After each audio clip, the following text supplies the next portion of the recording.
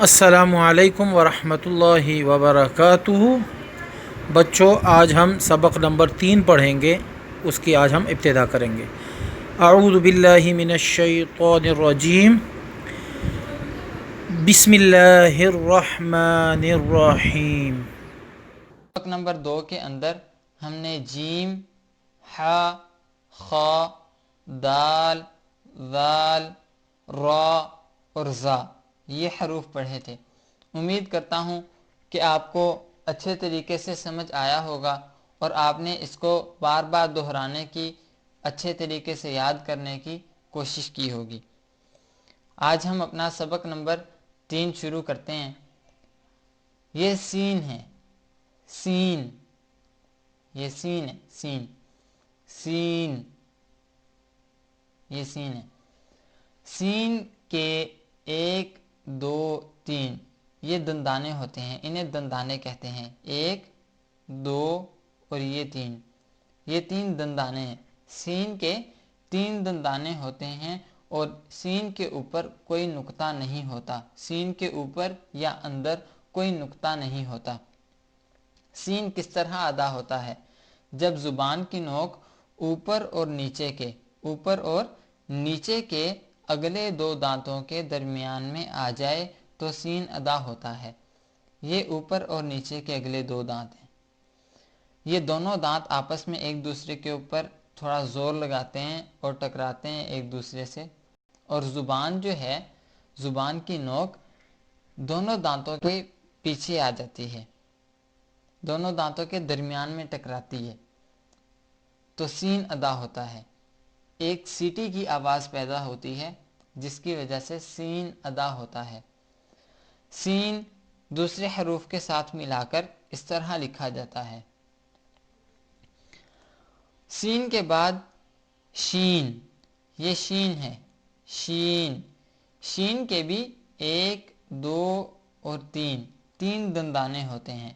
شین کے 3 دندانے ہوتے ہیں اور شین کے اوپر 3 نقطے ہوتے ہیں، شین کے اوپر 3 نقطے ہوتے ہیں، 1 2 اور یہ 3، یہ شین کے 3 نقطے اور یہ شین کے 3 دندانے۔ شین کس طرح ادا ہوتا ہے؟ زبان کا درمیانی حصہ جب تالو کے درمیانی حصہ سے لگے، زبان کا درمیانی حصہ یہ ہے اور تالو یہ اوپر والی ہڈی، اس کو تالو کہتے ہیں، جب یہ آپس میں ہلکا سا ٹکراتے ہیں تو شین ادا ہوتا ہے۔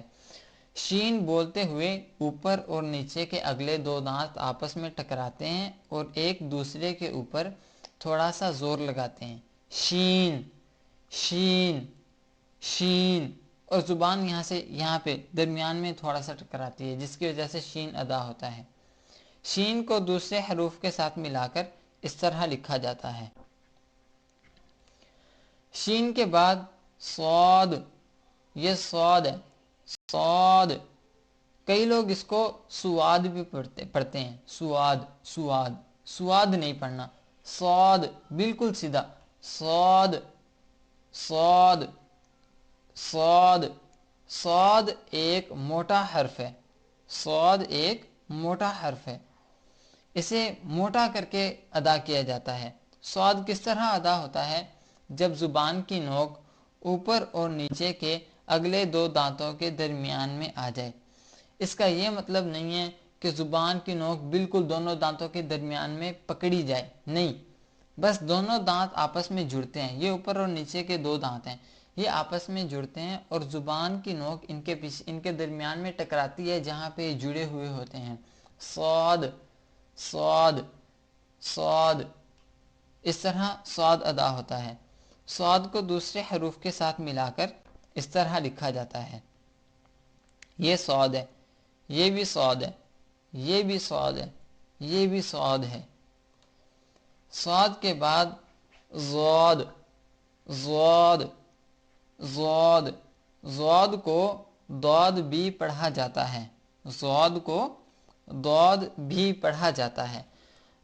یاد رہے کہ ضاد قرآن پاک کا ایک ایسا حرف ہے، حروف مفردات یا حروف تہجی میں سے ایک ایسا حرف ہے جس کے 3 مخارج ہیں جو 3 طریقے سے ادا کیا جاتا ہے۔ ضاد حروف تہجی میں سے ایک ایسا حرف ہے جسے 3 طریقے سے ادا کیا جا سکتا ہے۔ صاد کو کس طرح ادا کیا جا سکتا ہے؟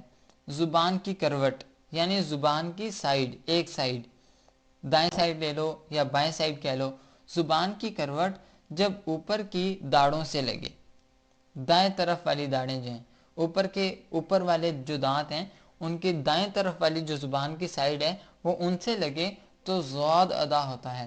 ضاد، ضاد، ضاد کا دوسرا مخرج کیا ہے؟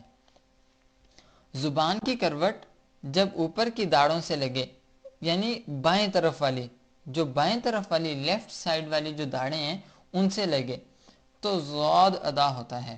ضاد، ضاد۔ ضاد کا تیسرا مخرج کیا ہے؟ تیسرے طریقے سے ضاد کس طرح ادا کیا جا سکتا ہے؟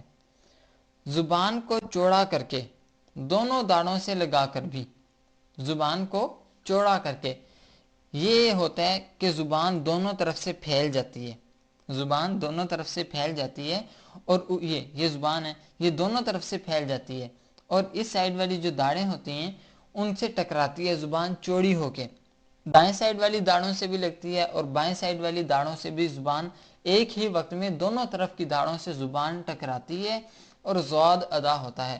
ضاد، ضاد۔ ضاد بھی قرآن پاک کا ایک موٹا حرف ہے جسے موٹا کر کے ادا کیا جاتا ہے۔ ضاد، ضاد کو ضاد بھی پڑھا جاتا ہے، ضاد کو ضاد بھی پڑھا جاتا ہے، یہ ضاد ہے۔ ضاد کو دوسرے حروف کے ساتھ ملا کر اس طرح لکھا جاتا ہے۔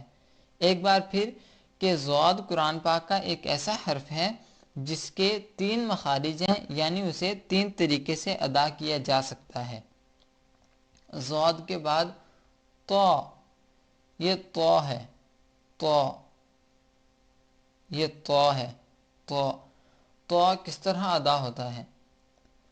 جب زبان کی نوک اوپر کے اگلے 2 دانتوں کی جڑ کی طرف والے آدھے حصہ سے لگے، زبان کی نوک جب اوپر کے اگلے 2 دانتوں کی جڑ کی طرف والے آدھے حصہ سے لگے، تو یہ زبان کی نوک ہے۔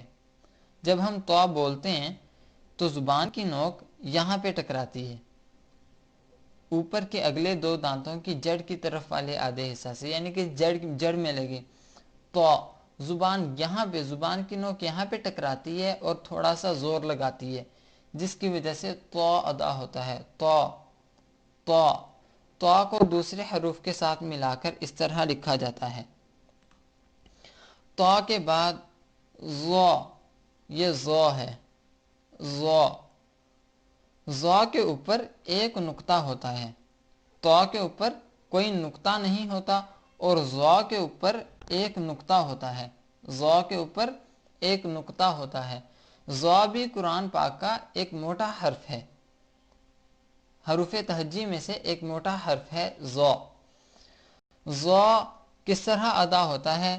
زبان کی نوک جب اوپر اور اگلے 2 دانتوں کی نوک سے ٹکرائے، زبان کی نوک جب اوپر والے اگلے 2 دانتوں کی نوک سے ٹکرائے، اوپر والے اگلے 2 دانتوں کی نوک سے ٹکرائے، زو، جب زو بولتے ہیں تو زبان وہاں پہ ٹکراتی ہے، لیکن اس طرح زو کو بولتے ہوئے اسے پتلا نہیں کرنا۔ زو قرآن پاک کا ایک موٹا حرف ہے، اسے موٹا کر کے ادا کیا جاتا ہے۔